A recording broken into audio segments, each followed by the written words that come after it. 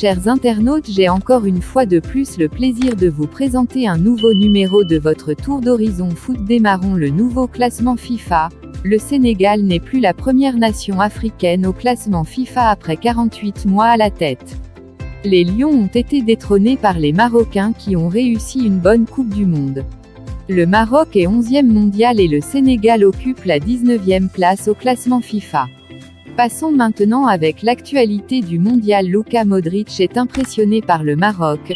Lors de notre premier match contre le Maroc, nous n'avons pas gagné, et tout le monde a crié au scandale en Croatie. Tout le monde a commencé à en parler et à dire que nous n'étions pas capables de battre le Maroc. Maintenant, regardez où sont les Marocains. J'ai vu à quel point ils sont compliqués à jouer. Demi-finale Maroc contre France, Achraf Hakimi prévient les Bleus.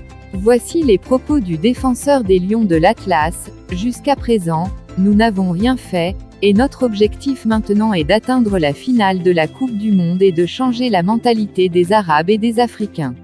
Nous ferons l'impossible. Nous sommes au nom de notre continent, pas de notre pays. Mauvaise nouvelle pour la France. 2 titulaires blessés avant la demi-finale contre le Maroc à 2 jours du choc face au Maroc en demi-finale de la Coupe du Monde 2022. 2 cadres de l'équipe de France ont raté la séance d'entraînement collectif de ce lundi. Il s'agit d'Aurélien Tchouaméni et de Dayo Upamecano.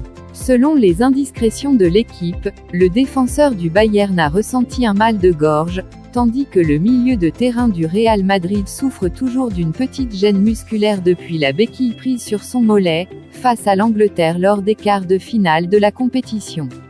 Maroc contre France, JJ Okocha se moque de la France. Intervenant en qualité de consultant sur la chaîne Supersport TV, l'ancien international nigérian et milieu offensif du Paris Saint-Germain a glissé une pique, amusante pour certains et embarrassante pour d'autres, sur l'équipe de France. Cette demi-finale c'est comme une finale de Cannes, a ainsi déclaré Okocha au micro du média sud-africain. JJ Okocha fait référence au bon nombre de joueurs de l'équipe de France originaire du continent mer.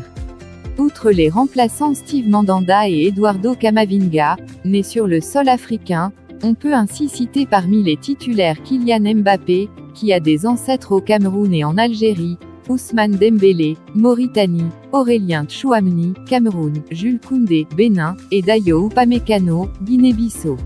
Fermons la fenêtre des infos du mondial avec cette image triste de Cristiano Ronaldo.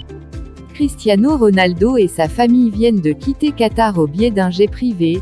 C'est probablement la fin du King dans un tournoi nommé Coupe du Monde. Terminons notre tour d'horizon avec le mercato. Chelsea, Manchester City et Manchester United préparent des offres entre 90 millions d'euros et 100 millions d'euros pour Joško Gvardiol. C'était tout pour aujourd'hui, je vous donne rendez-vous demain. Merci à vous tous.